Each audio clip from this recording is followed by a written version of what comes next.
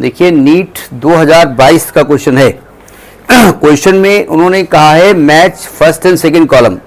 कुछ वेव्स लिखी हुई हैं, इलेक्ट्रोमैग्नेटिक वेव्स, और उनकी वेवलेंथ लिखी हुई है। ठीक है, तो एक लिखी है रेडियो वेव, मैं इसको समझाने की कोशिश करूंगा। वो एएम रेडियो वेव कहा गया है, एम्पलीट्यूड मॉडुलस करके होता है।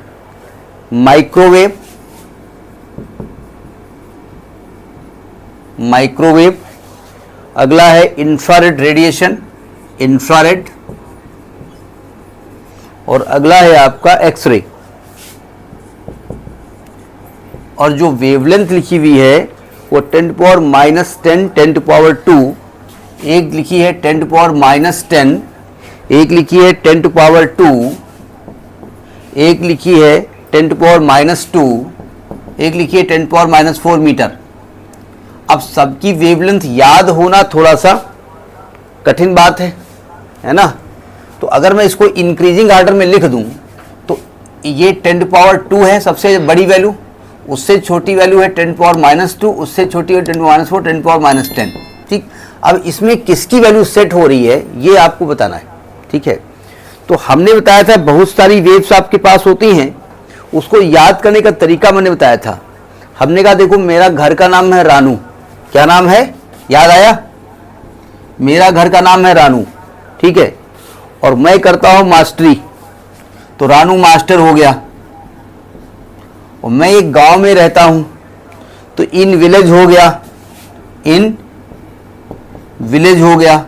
ठीक है, और मैं बिल्कुल भूत की तरह लगता हूं, बिल्कुल भूत बना रहता हूं। ठीक है, तो is ultimate example of ghost, is ultimate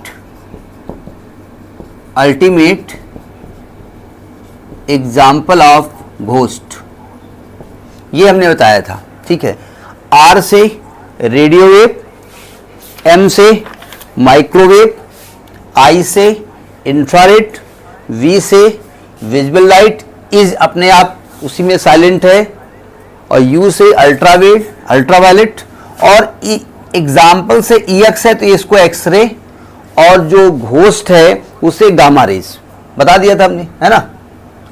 ये डिक्रीजिंग ऑर्डर में है, सबसे ज्यादा रेडियो वेव, फिर माइक्रोवेव, फिर इंफ्रारेड, फिर विजिबल। समझ में आ गई बात? अब आप समझ लो सबसे ज्यादा इसमें किसकी होने वाली है, रेडियो वेव, यानी कि ये रेडियो वेव है पहला अगर इसको मान लें ये पहला है। ठीक है, इसके बाद किसका होने वाला है, माइक्रोवेव, तो माइक्रोवेव का कौन सा होने वाला है, ये माइक्रोवेव होगी जाकर के, फिर इंफ्रारेड हो गई, फिर एक्सरे हो गई। समझ में आई बात, नहीं आई? यही आपने एग्जाम्पल दिया था ना। देखो इसका कौन सा पार्ट सही है, 36 का सी पार्ट, मतलब ए का सेकेंड पार्ट है, मतलब 10⁻² सही है, 10⁻²। इसके बाद बी माइक्रोवेव का थर्ड पार्ट है, यानी 10⁻⁻2, ये भी सही है, और 10⁻⁴। समझ में बात नहीं आएगी? तो ये आप याद कर लीजिएगा। अच्छा सुनिए, ये वेवलेंथ के घटते हुए क्रम में है, सबसे ज्यादा वेवलेंथ, उससे कम वेवलेंथ, उससे कम वेवलेंथ, उससे कम, ऐसे है। तो अगर वेवलेंथ घटेगी तो फ्रीक्वेंसी बढ़ेगी, ये ध्यान रखिएगा। फ्रीक्वेंसी के बढ़ते हुए क्रम में ये है, मतलब अगर कभी फ्रीक्वेंसी आ जाए तो आपको वैल्यू तो सबकी याद करना संभव नहीं है कि भाई याद करें सबकी वैल्यू कितनी होती है। कोई कहीं एंगस्ट्रॉम में लिखा होता है, कहीं उसमें मीटर में लिखा होता है, कहीं नैनोमीटर में लिखा होता है, तो कहाँ तक स्टूडेंट याद करे, सेंटीमीटर में लिखा होता है। तो आप ये याद कर लीजिए, ये वेवलेंथ के घटते हुए क्रम में है, मतलब लैम्डा फॉर रेड ये बड़ा होता है, लैम्डा फॉर माइक्रोवेव बड़ा होता है ऐसे, और फ्रीक्वेंसी के घटते हुए क्रम में सबसे कम फ्रीक्वेंसी इसकी है, सॉरी उल्टा बोल गए, फ्रीक्वेंसी के बढ़ते हुए क्रम में सबसे छोटी फ्रीक्वेंसी इसकी है, सबसे बड़ी फ्रीक्वेंसी गामा वेव की होगी। याद हो जाएगा ना, ये हमने पढ़ाया था तो बताया था रानू मास्टर वाला। ठीक है, अब हर आदमी रानू मास्टर नहीं बोलता है, वो रेड मास्टर बोल देगा, वो राम मास्टर बोल देगा, वो एक अलग बात है, राघव मास्टर बोल देगा। मैंने अपना नाम लिया है। ठीक, तो ये नीट 2022 का क्वेश्चन है।